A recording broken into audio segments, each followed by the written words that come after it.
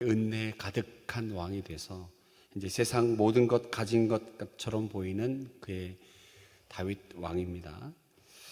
아마도 그에게 당신의 소원이 무엇입니까? 라고 물어본다면 아마도 지금까지 인도하신 하나님, 사망의 음침한 골짜기를 다닐지라도 해를 두려워하지 않을 것은 주께서 나와 함께 하심입니다. 지팡이와 막대기가 돼서 나를 안위하시는 하나님, 그 하나님을 위해서 내가 멋지게 성전을 짓는 일입니다 라고 대답했을 것 같습니다. 오늘 본문 역대상 22장은 다윗 성전의 건축을 준비하는 그런 말씀입니다. 이 다윗이 성전을 건축하는 그 과정에 대한 말씀은 사무엘하 또 역대상 17장에도 같이 되어 있는데, 사실 그 내용과 오늘 우리가 읽은 내용에 큰 차이가 있다면 2절부터 5절 사이에 나타난 준비, 심히 많이 준비하였다라고 하는 것입니다. 하나님은 다윗에게 다윗이 아닌 다윗의 아들을 통해 하나님의 성전을 건축하시겠다고 알려주셨습니다. 그리고 그 성전 건축에 필요한 여러 가지 일들을 준비하는 다윗에 대한 말씀이 오늘 본문에 기록되어 있습니다. 준비하였으니 준비하라. 준비라고 하는 말이 계속적으로 반복됩니다. 다윗의 아들 솔로몬이 감당할 성전 건축이 잘 진행될 수 있도록 그 건축에 필요한 물품들을 많이 준비하고 있습니다. 아들 솔로몬, 아버지 눈에 볼 때 아들이 완벽할 수 있겠습니까? 부족한 아들 그 솔로몬이 하나님의 성전을 제대로 잘 짓기를 바라는 아버지 다윗의 마음이 구구절절 느껴집니다. 모든 일에는 준비가 있습니다. 준비 없이 진행되거나 전개되는 일 없지요. 크든 작든 다 준비가 필요합니다. 오늘로써 수능이 딱 16일 남았네요. 우리 수능 잘 준비한 학생이 시험 잘 봅니다. 잘 준비한 학생이 좋은 결과 얻는 것 너무나 당연합니다.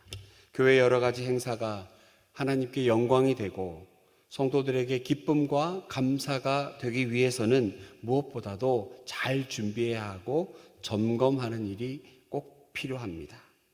어찌 보면 우리 그리스도인들은 준비하는 사람들입니다. 물론 우리 그리스도인들만 준비하는 사람들 아니죠. 세상의 모든 사람들 겉으로 볼 땐 더 잘 준비하는 것처럼 보일 수 있습니다.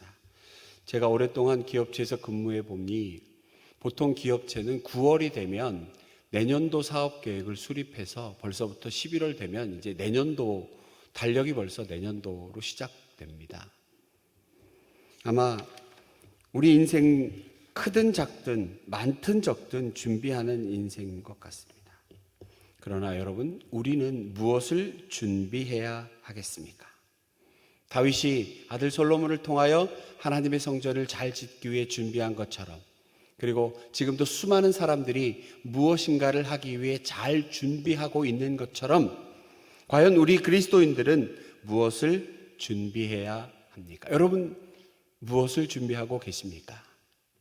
우리는 다시 오실 예수 그리스도를 맞이할 준비해야 합니다. 하나님의 나라를 맞이할 준비해야 합니다. 우리는 약속을 받은 성도들입니다. 히브리서 말씀에 수많은 증거들을 구약 인물들에게, 사람들에게 보였습니다. 그러나 이제 우리는 약속을 받은 사람들입니다. 예수 그리스도 다시 오십니다.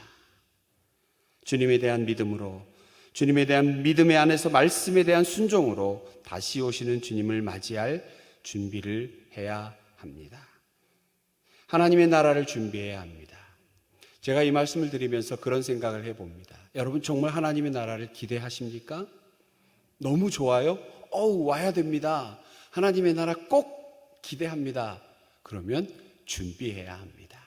말만 그럴 것이 아니라 준비해야 합니다. 오직 하나님의 나라만이 영원한 구원의 나라이기 때문에 우리는 잘 준비해야 합니다. 6절에서 16절까지 성전 건축과 관련하여 다윗이 아들 솔로몬에게 하는 당부와 격려입니다. 어찌 보면 우리들에게 들려주시는 말씀일 수도 있습니다.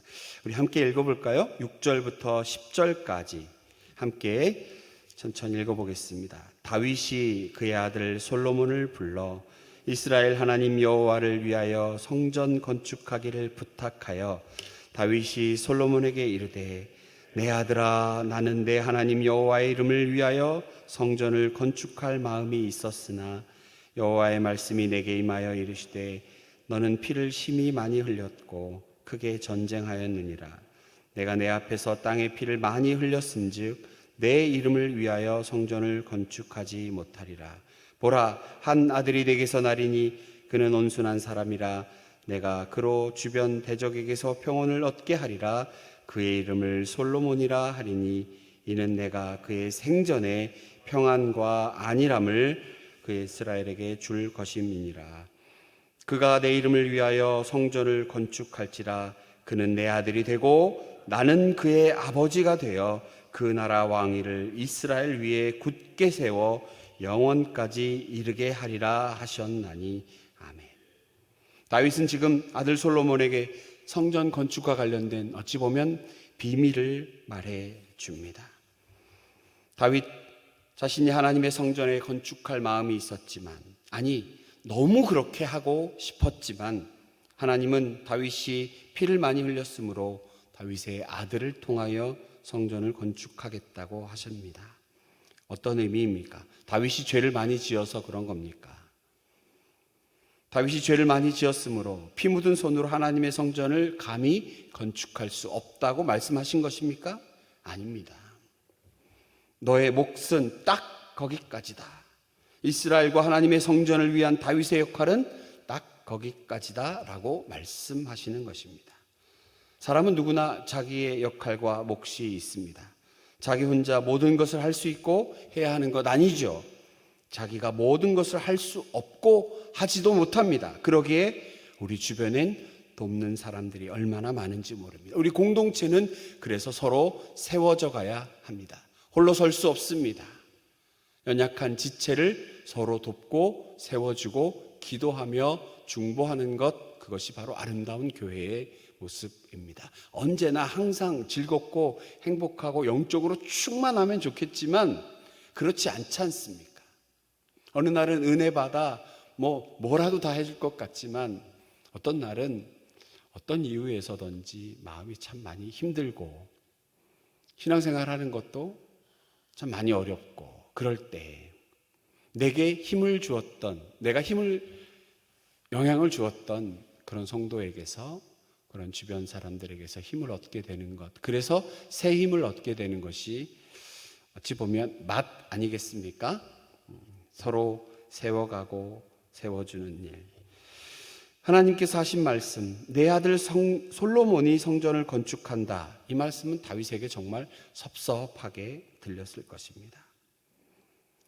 그런데 참 다윗이 놀랍습니다. 여러분 시편 131편을 한번 찾아보겠습니다.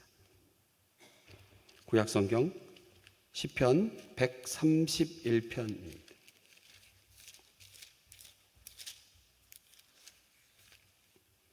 (899면) 시편 131편 1절의 말씀을 우리가 함께 읽겠습니다.